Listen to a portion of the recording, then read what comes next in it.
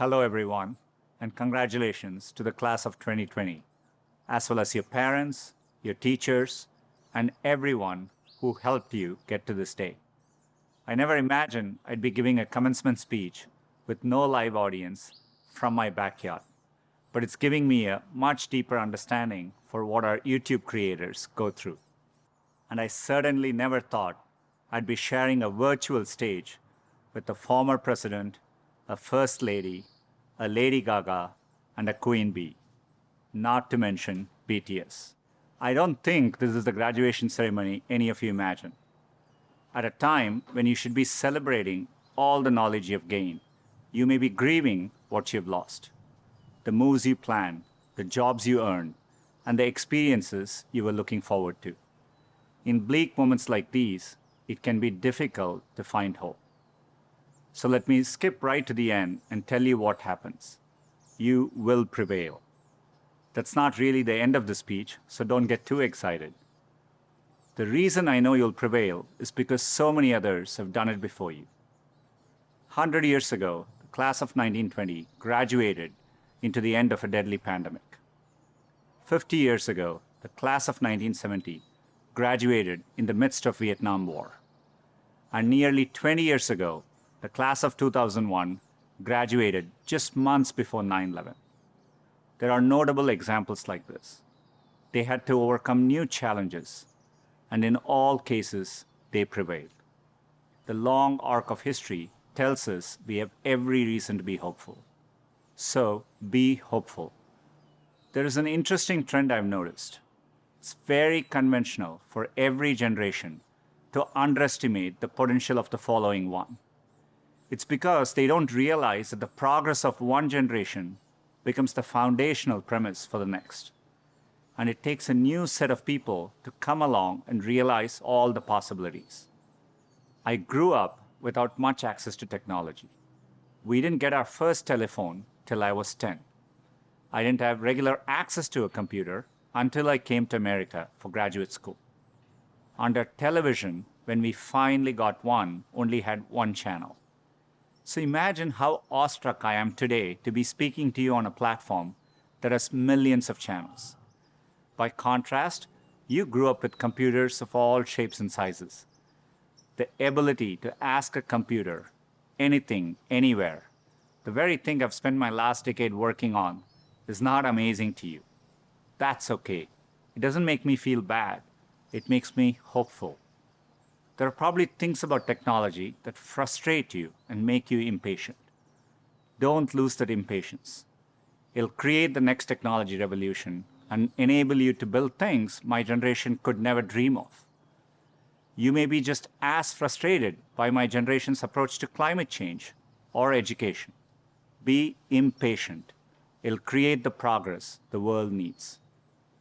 You will make the world better in your own way, even if you don't know exactly how. The important thing is to be open-minded so that you can find what you love. For me, it was technology. The more access my family had to technology, the better our lives got.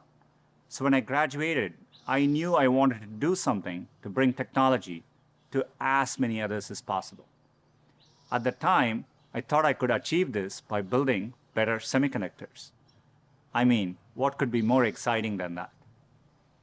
My father spent the equivalent of a year's salary on my plane ticket to the US so I could attend Stanford. It was my first time ever on a plane. But when I eventually landed in California, things weren't as I had imagined. America was expensive. A phone call back home was more than $2 a minute, and a backpack cost the same as my dad's monthly salary in India. And for all the talk about the warm California beaches, that water was freezing cold. On top of all that, I missed my family, my friends, and my girlfriend, now my wife, back in India. A bright spot for me during this time was computing.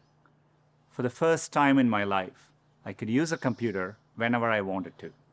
Completely blew my mind. And at that same moment, the internet was literally being built all around me.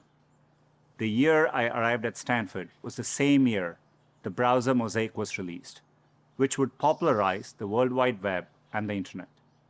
The The summer I left was the same summer that a graduate student named Sergey Brin met a prospective engineering student named Larry Page. These two moments would profoundly shape the rest of my life. But at the time, I didn't know it. It took me a while to realize that the internet would be the single best way to make technology accessible to more people. And as soon as I did, I changed course and decided to pursue my dreams at Google. Inspired by the wonder that first browser created in me, I led the effort to launch one called Chrome in 2009 and drove the effort to help Google develop affordable laptops and phones so that a student growing up in any neighborhood or village in any part of the world could have the same access to information as all of you. Had I stayed the course in graduate school, I'd probably have a PhD today, which would have made my parents really proud, but I might have missed the opportunity to bring the benefits of technology to so many others. And I certainly wouldn't be standing here speaking to you as Google's CEO. Believe me when I say I saw none of this coming when I first touched down in the state of California 27 years ago. The only thing that got me from there to here, other than luck, was a deep passion for technology and an open mind. So take the time to find the thing that excites you more than anything else in the world, not the thing your parents want you to do, or the thing that all your friends are doing, or that society expects of you. I know you're getting a lot of advice today, so let me leave you with mine. Be open, be impatient, be hopeful. If you can do that, history will remember the class of 2020, not for what you lost, but for what you changed. You have the chance to change everything. I'm optimistic you will. Thank you.